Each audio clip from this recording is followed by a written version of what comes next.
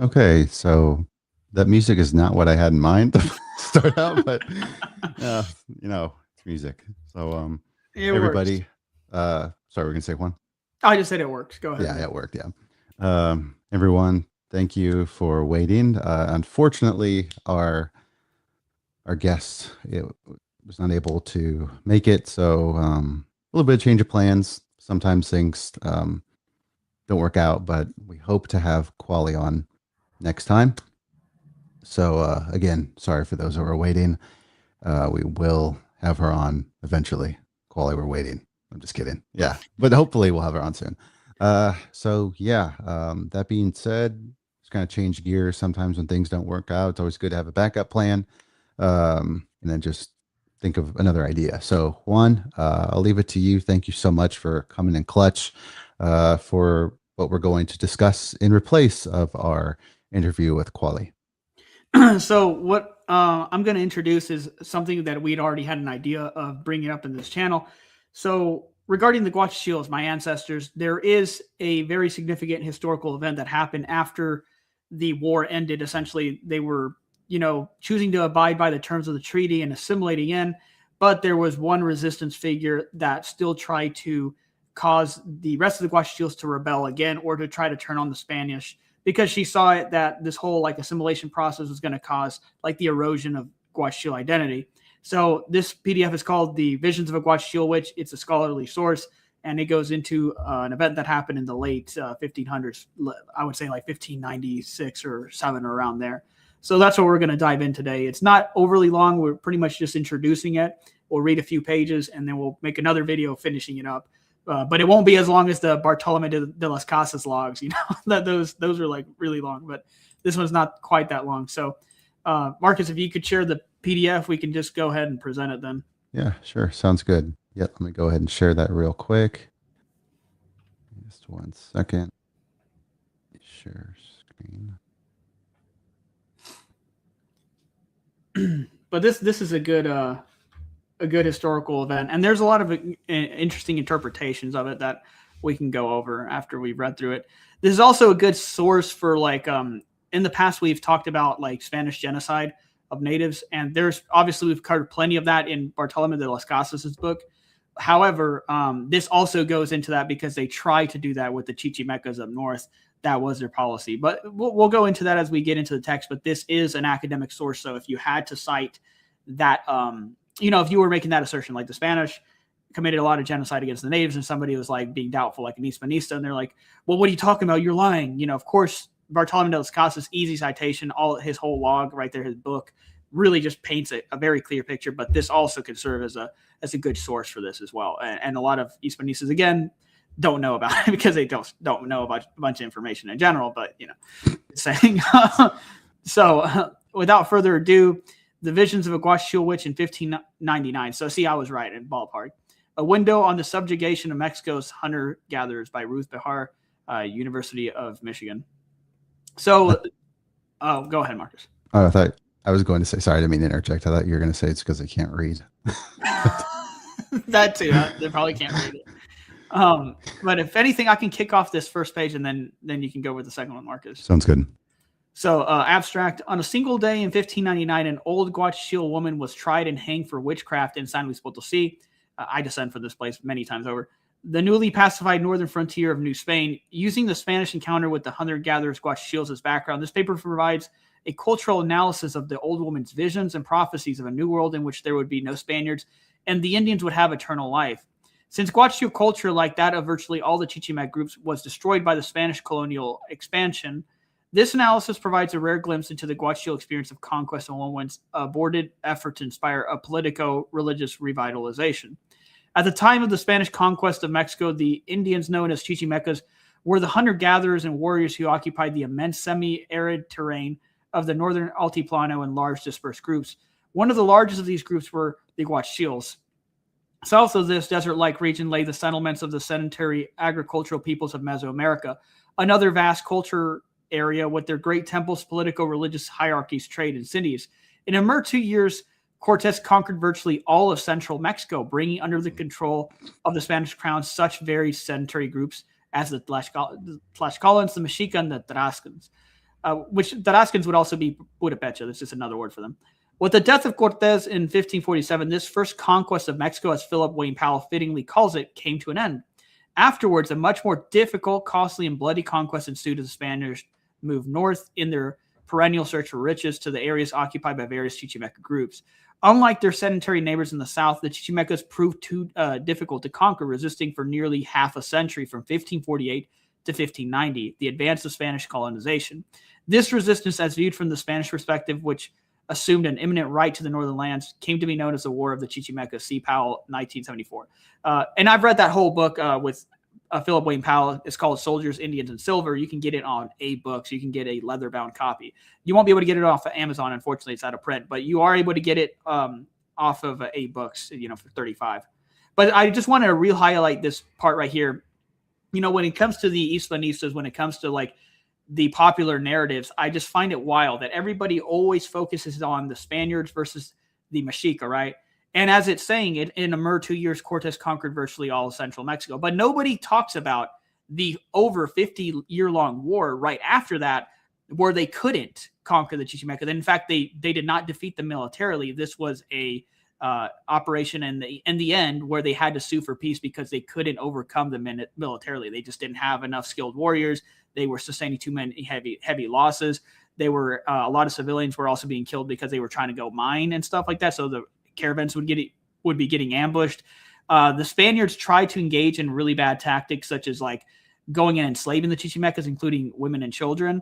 And so the Chichimecas reacted in kind. They also went and kidnapped Spanish women and the whole nine yards, and also enslaved them back. So it was tit for tat. And so what I think is so funny when it comes to this type of topic is that you'll hear people talk about the Spaniards and how superior they were, and it's like, well, the technologies would cause them to beat the Mexica. They were just so advanced, and then that's not true, because again, they had like an arquebus or like a firearm type of thing that would take forever to reload, and it's not like they were wearing full plate armor. So like, while they had more armor, they couldn't wear it all over their body because the heat would have killed them, for one, and for two, they had plenty of vulnerability. So it wouldn't make you Iron Man. You could get killed by an arrow to the neck, an arrow to the back of the thigh, what have you. There's so many gaps to exploit. So that one thing that to finish that logical connection is, if the Spaniards indeed were so superior that's why they beat all these indigenous people, and it wasn't the indigenous allies, well, where did that superiority fade to in this war? With people that were not as technologically advanced. The Chichimecas were very skilled warriors and archers, but they didn't really have as much armor like the people in central Mexican Valley. They didn't have as many numbers as them, right? So they had less technology. And so you're saying a more technologically primitive group could not be defeated militarily by a very technologically advanced group such as the Spaniards? Well, it goes to show you the technology explanation is very exaggerated. It's a hyperbole. That's not why they beat the indigenous. It wasn't because they were just so superior. It's because they had indigenous allies. And ultimately, that's what they tried to do in this same war. We're going to get into it, but they enlisted the help of plenty of indigenous groups, such as the Tlaxcalans, the Mexica, the Purepecha, and the Otomís, to fight against the Chichimecas. And even then, that was not enough to beat them. Again, at the very end of the war, it was suing for peace. But that's what I wanted to highlight. And in my opinion, Marcus, like, this should be more common knowledge than the Spanish versus the Mexica or the Aztecs. This should be way more common knowledge. Like, everybody always wants to act that the Spaniards were so superior, but then they ignore this 50-year-long war, which completely proves the fact that they were not superior, right? They want to ignore that. Yeah, I would agree with you that this should be more common knowledge. I think it would showcase that the Spaniards were not these invincible, godlike people, right? Like, they were human, just like everyone else on planet Earth. Their weapons really weren't advanced, I would say, at all, because, as you mentioned earlier, the arquebus, that gun that they had, took forever to fire a bullet. And it's like, if I shot at someone and I missed, and then I'm like, okay, hold on 1 second, let me load up the next bullet. Oh, the guy comes for me with a sword or some weapon, and I'm dead, right? Yeah. So it's really a very ineffective weapon, I would say. Exactly. Or if you have a halfway decent archer, how many arrows can the archer get off versus your one bullet that takes a minute to reload? Like you would shoot the fucking gun, and then he could probably fill you up with 5 arrows in the span time of 60 seconds while you're trying to reload it. So like that's what I'm saying. It's just very exaggerated. right? And it's not like the Spaniards had like majority of them were like wearing some facial mask, like one arrow to the face, and then it's game over for you, right? Yeah, nor did they have like gorgons, which would be the part that covers the neck. They had like a breastplates and maybe some chainmail. So it's like they have some protection, but there's still plenty of gaps that can be exploited. And arrows can go through chainmail. It doesn't prevent arrows. Like it can help, but like it's better than nothing. But like it's not gonna cause an arrow not to like pierce you, kill you. So yeah, but I'll read this second page right here, the 116, and then we'll continue. The discovery of silver in Zacatecas in 1546 and the subsequent northward expansion of commerce and trade routes brought the Spaniards into direct contact with the Zacatecos and Guachichiles, and later with other Chichimac groups. By 1550, 34 companies at Zacatecas owned and operated mines employing black slaves and Indians from already conquered regions of central Mexico. As the bustling traffic of settlers, entrepreneurs, and laborers made headway to the Mexico-Zacatecas highway, and as ranches began to multiply to provide food and supplies for the miners, the Guachichils and Zacatecos did not sit idly observing the busy ant work of colonization on their lands. Formed into small groups or leagues, joining several tribes, they raided the caravans of the Spaniards from their stronghold in the valleys of the Tunal Grande, stealing horses, looting supply posts, and killing many travelers on the Zacatecas road. In the decades that followed, they destroyed houses and towns, sacked and burned churches, and made martyrs out of the friars who came to convert them. Reports and chronicles by Spanish writers, not surprisingly, emphasized the wildness, brutality, and the thieving character of the Chichimecas. Writing in 1562, the Zacatecan miner Pedro de Almada noted that the Indians of Zacatecas and San Martin, who lived in the unsettled areas, despoblados, go around naked like savages. They have neither laws, nor houses, nor commerce, nor do they till the land, nor work, except at hunting, and they sustain themselves from that and wild fruits and roots. These fruits and roots included tunas, prickly pears, and mesquite seed, from which a form of bread was made. Elsewhere, Armada adds, speaking now of the Guachichils of Salinas, that they run around that region like wild beasts, just stopping in any one place long enough to finish the meal of tunas and mesquite that there is in it. Another observer, Alonso de la Mota, writing of the Guachichils of Nuevo León, similarly calls attention to their savage nature. The people of these lands are naked and very poor and extremely barbarous. They all live bent over and inclined towards the ground, just like brutes, without ever raising their eyes from it, and thus only their occupation is to look for food with bow and arrow, to procreate, and to make war with each other. Torquemada goes as far as to compare the Chichimecas to deer, quoted, or as in Captain Alonso de Leon, referring to the Chichimecas of northern Mexico, Texas, and New Mexico, puts it, there are no bucks like them in the bush. If they were beasts and savages in the state of the nature, the Chichimecas were also expert archers, brave warriors, and cruel victors who had a reputation for scalping, dismembering, and eating many other victims. Although, let me put in that caveat, from what I've seen of many other sources, I don't really think that, I think that's a gross exaggeration, or I think that's black legend versus the Chichimecas. They were not known to be cannibalistic. I've only seen this in very minimal sources, and I feel like that's just the Spaniards just trying to justify whatever. So they say that that's what happened, but that's not what I've seen from my own research. Go ahead.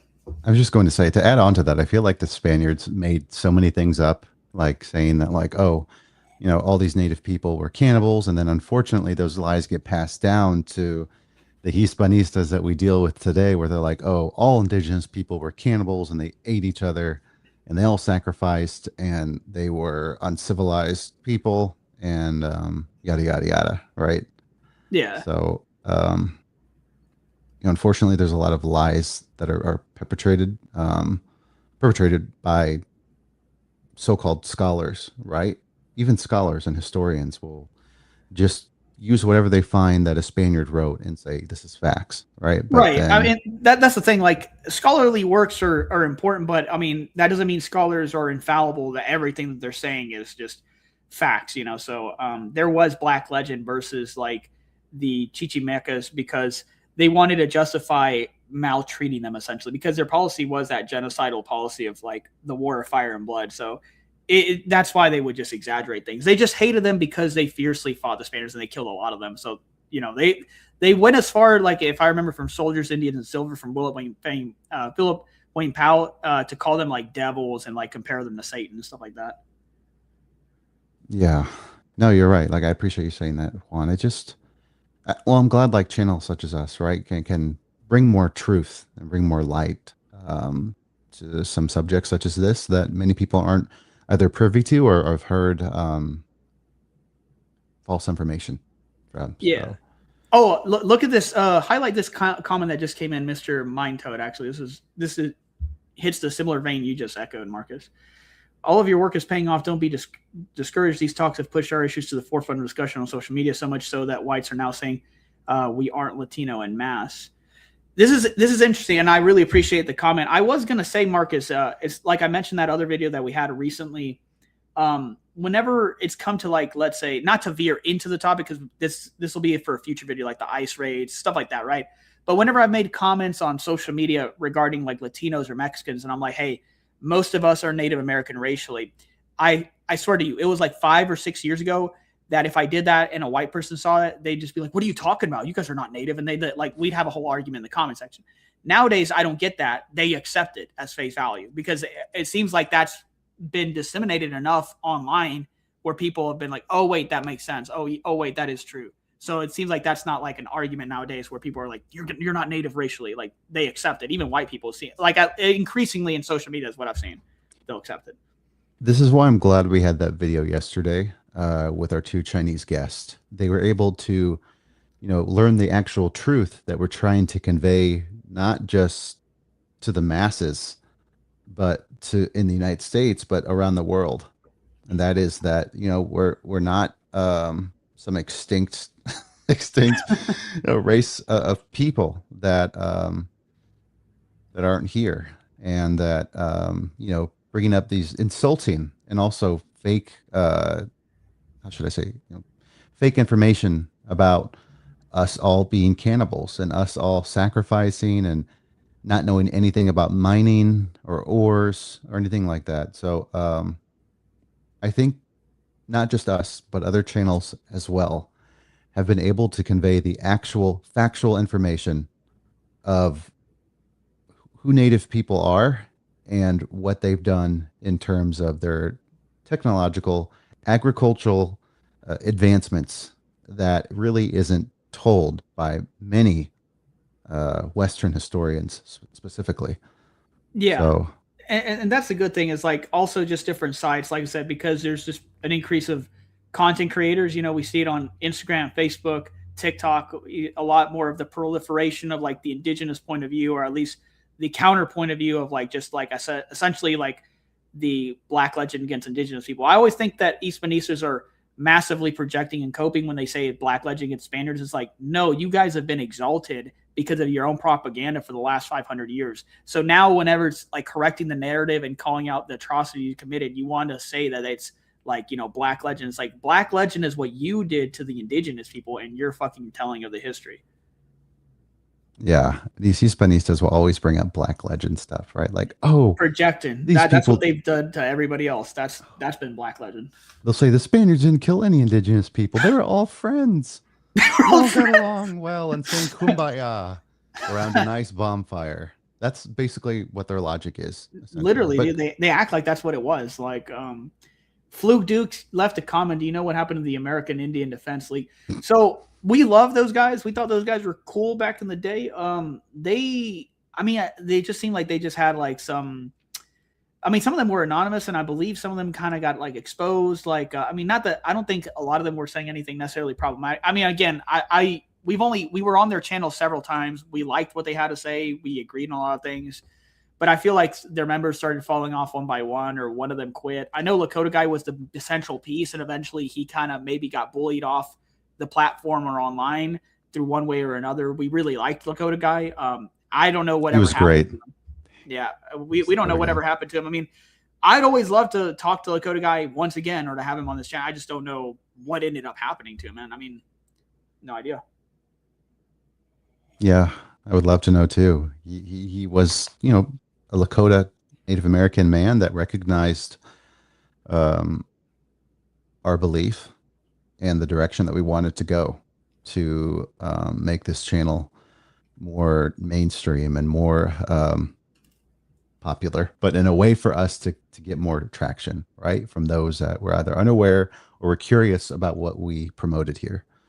So, yeah, I would say the same thing, Juan. I sometimes I think when you run YouTube channels or movements, and there's a lot of you, it can be sometimes difficult to all not just be on the same page, but all agree with everything, right?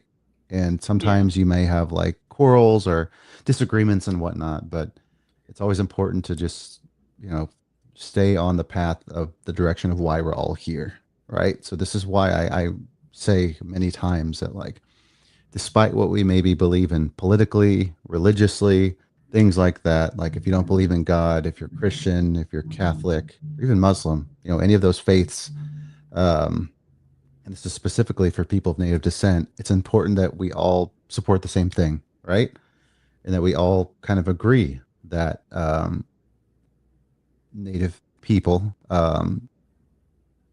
have gone through a 5 century long suffering, and there's fake information, fallacies about their history that's not accurate, that's not true, and that we are here to change that, but also lead us into a different direction that can better all of us, I would say.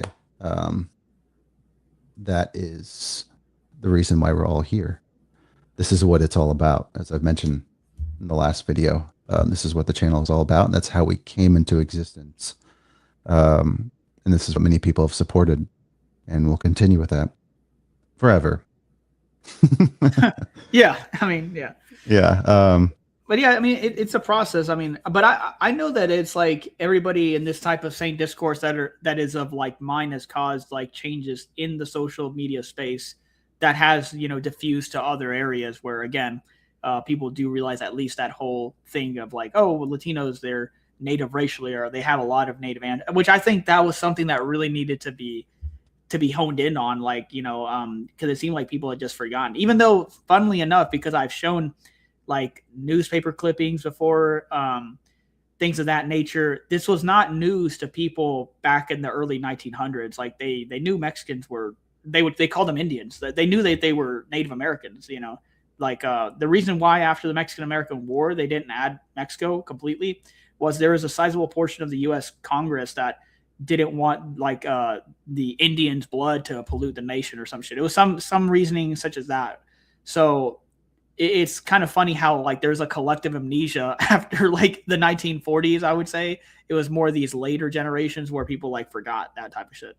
But it's good that it's like that's getting corrected because that was kind of dangerous to. Like I said, I always thought it was odd many years ago. Like I said, whenever I said it online, people would be arguing. It's like, what do you mean? And I think it's like if there is somebody that argues, it'd be so easy to just be like, dude, if they're a white person, go take a DNA test. Which one actually has a region in the Americas? Because it's not going to be you. You know? Yeah. Well, I mean, you bring up a good point though about like not wanting for the U.S. government essentially not wanting to dilute the blood of the American people by not Yeah. incorporating other territories. I think this is the same reason why we haven't brought Puerto Rico As a into our state. fold. Yeah, of an Imagine actual how state.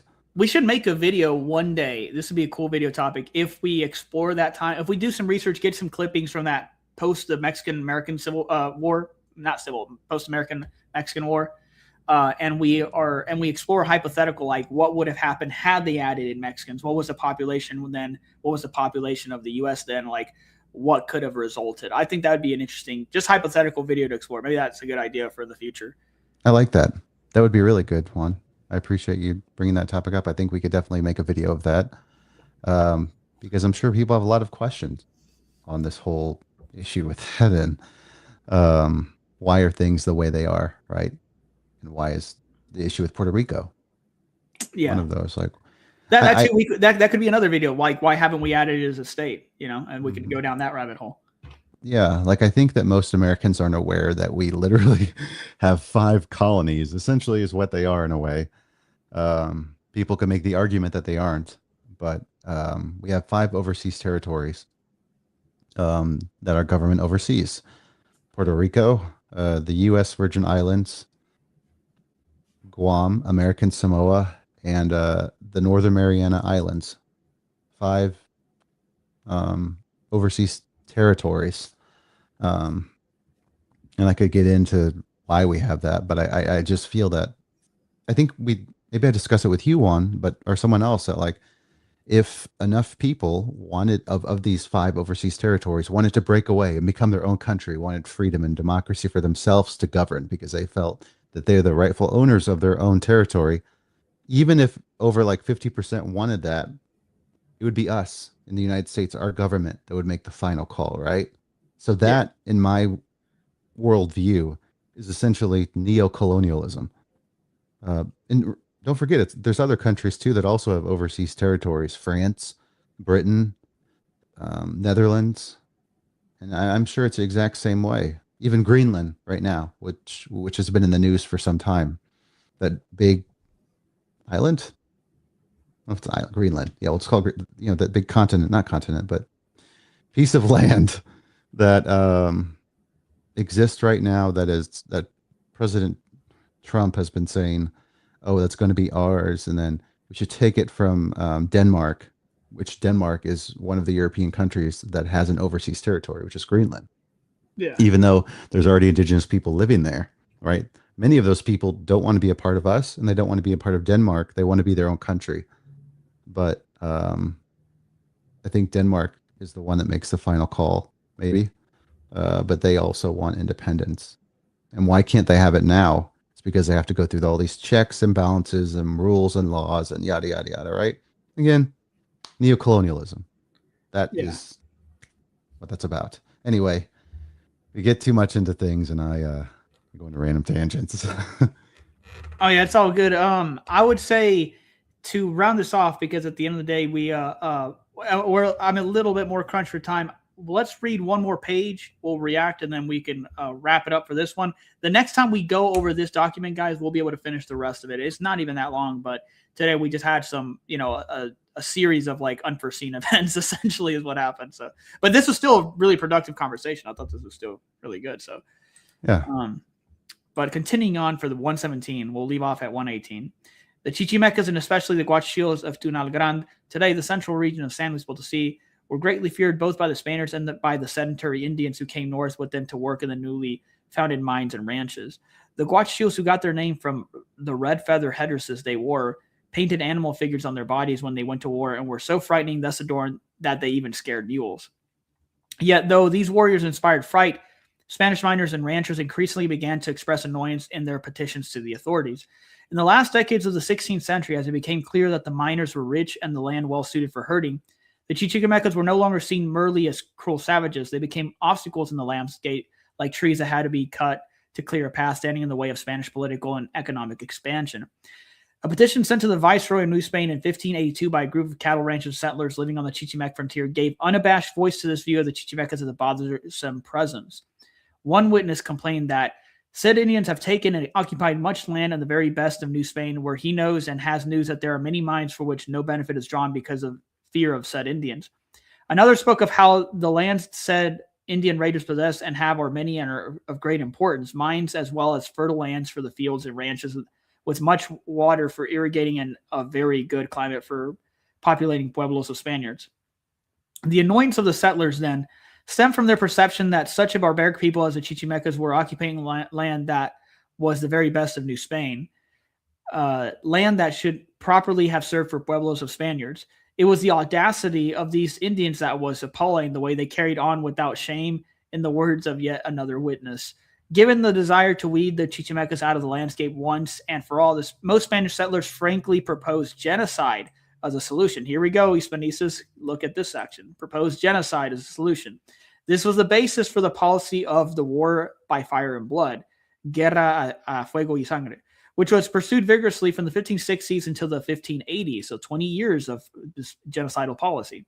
Pedro de Almada, the Zacatecan miner who we earlier heard describing the Zacatecos and Guachichils as wild beasts, had personally meted out brutal punishment to the Indians he had captured during a military raid in the early 1560s. A fellow soldier later testified that Almada had himself carried out a surprise attack and cut off the feet and some of the hands of more than 300 Indians after finding a friar shot with arrows and a few Indians in possession of church ornaments. Other punishments commonly used by Spaniards against Chichimecas included hanging, burning, and beheading victims.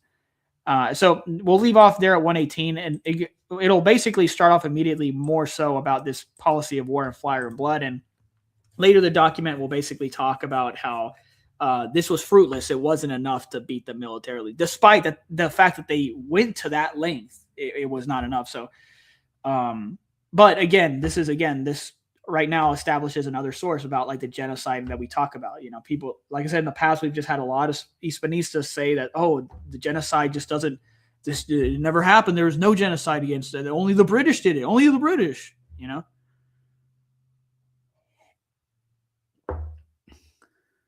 Go on mute. Thanks. Yeah.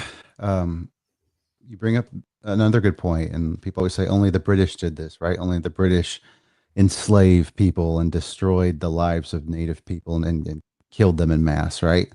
But actually, as we just read, the Spanish conquistadors, settlers committed the same violence, not probably worse, honestly. I mean, yeah, at least according to Bartolome de las Casas, like those accounts seem way worse than anything the British did.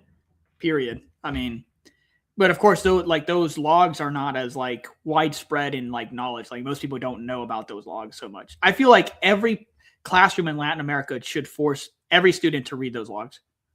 I agree. I appreciate you saying that, Juan. Yeah, I feel so too. I feel like so many education systems in Latin America just are not well versed in understanding the atrocities and just overall problems that Spanish settlers and conquistadors brought onto indigenous people, right? I think that, well, I mean, one example I can bring this up to is the guy that was commenting from Haiti, right?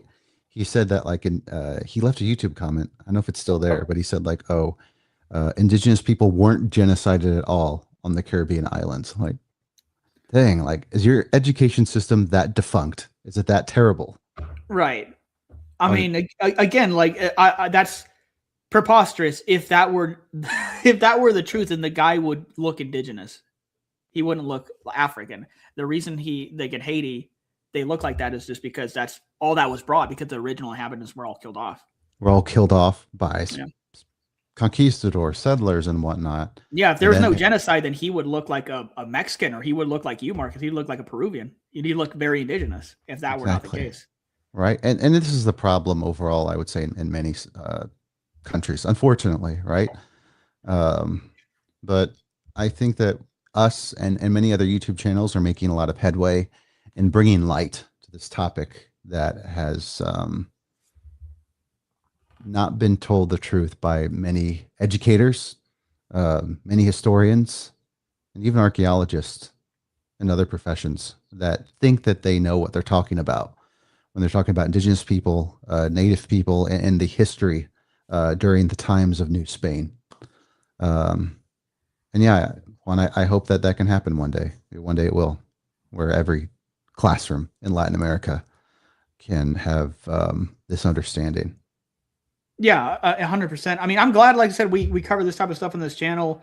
I've done a couple of TikToks about the genocide stuff. I feel like that we will continue to cover these types of topics, or even make more videos resummarizing more sources as we go for this type of thing, because this should be common knowledge, and it should not be something that's debated anymore. It's very clear that this is not a debate whether the genocide occurred at the hands of the Spanish. It most certainly did. So anybody that's doing that is either very ignorant or being very disingenuous, but it should not be a debate point anymore. Yeah. Also, it should happen in the United States. More importantly, it should be more common in our country as well. But yeah, you're right, Juan. And I believe that we're making progress in doing that. I think within time, we'll start to see more acknowledgement and more change in education systems across the continents. So, yeah, that being said, I think we can probably wrap up here. If anyone had any questions, maybe we got time for one or two. Let's keep it short. But if not, then we'll probably just wrap up. Again, just to re-explain really quick. Unfortunately, Quali, our dear guest, was not able to make it, and that is totally okay. You know, sometimes we have things that happen in life. Hopefully, we will get her on again some other time in the future. Quality is a great guest to have. And yeah, besides that, I think we covered a good page and some good information for our guest. Juan, again, thank you for sharing this. And to those that have subscribed recently, thank you for subscribing. Those that are watching, watch our content, we really appreciate it. And as always, we look forward to making more content with you. I'm trying to look in the camera, but also the screen at the same time. Yeah, Juan, did you have anything else you wanted to say?